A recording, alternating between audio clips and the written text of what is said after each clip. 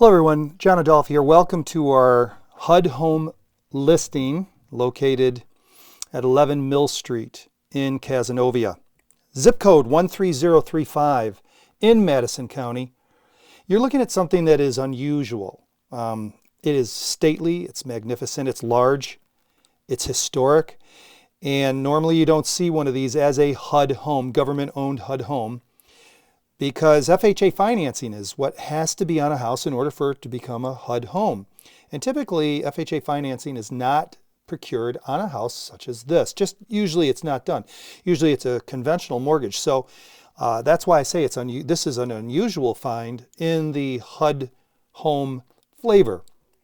As you can see from the backyard, you've got about a half an acre total. And we're going to go inside in just a moment. 2-car garage.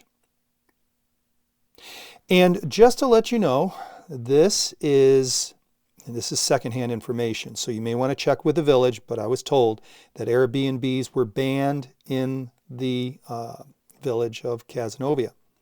So if you have any ideas of doing something like that or using it as any kind of rental, you may want to find out what the rental laws are before purchasing this particular property.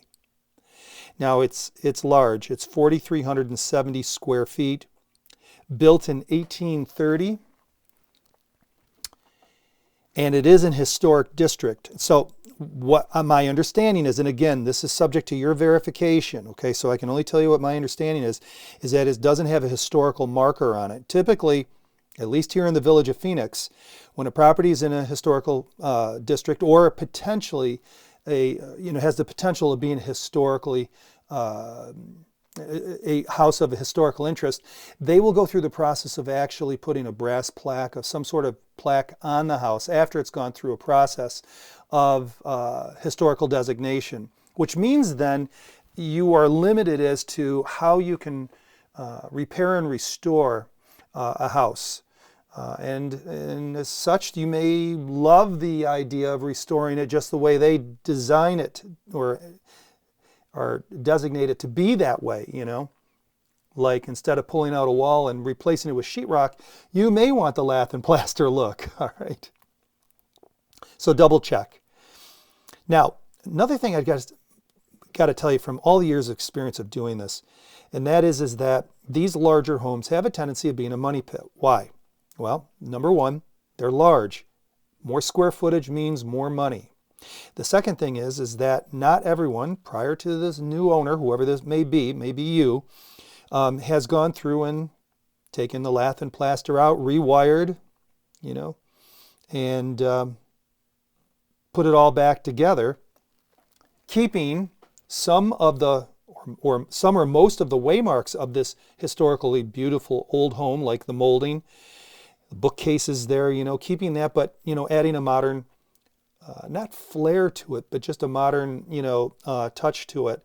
And that could be aesthetics as well as just, like I say, replacing the wiring and the sheetrock. Plumbing as well, too. Now, one of the things that HUD does do is they check the electrical, and this is not an electrical inspection. They just make sure that it's operational. And they said yes on their disclosure, and the pipes, hot and cold we're talking about here, they did a pressure test. What does that mean? They run 50 pounds of low pressure air through it and found that there were no leaks. Again, you may want to hire your own independent, find out if that's the case. Understand as well too that this is you know, a baseboard, well, it's not baseboard, there's radiator heating units throughout. So this is hot water heat, okay? And be especially wary when you go to any kind of abandoned home that's owned by a bank or a government.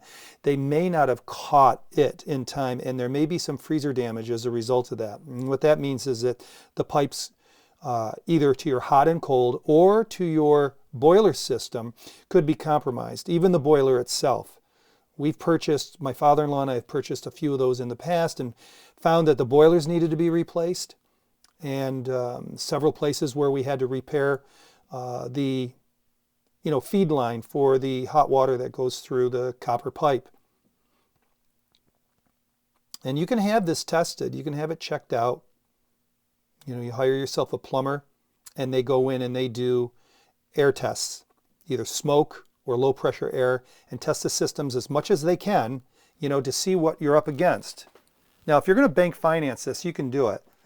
I don't recommend it, but you can do it, because the bank's going to come in and want to see all the utilities turned on. And if any of those utilities can't be turned on, then you have to escrow the cost of what it might be for that and put it into your mortgage. And then after you get everything turned on or fixed, then they'll give you the money back, you know, knock it off the back end of the mortgage, whatever you don't use. But it's just a little more complicated, and I can fill you in on how it works. If you're an owner occupant that wants to live in it and wants to go and finance it, you're going to need to get a rehab loan, a 203K as it's called in the FHA flavor of mortgages, or an escrow holdback as they call it, or a renovation loan as they call it in the conventional flavor type mortgages. The assessed value on this, you find out this is very interesting. The assessed value on this property is, just one second here, because I didn't memorize it, almost did, $370,000. All right, so we're winding down here at the end of this tour, and this video inspires you, you know, feel free to give us a call. Number is 315-695-6434. You guys are awesome. Thanks for taking a tour of this magnificent property, and we'll see you in the next video.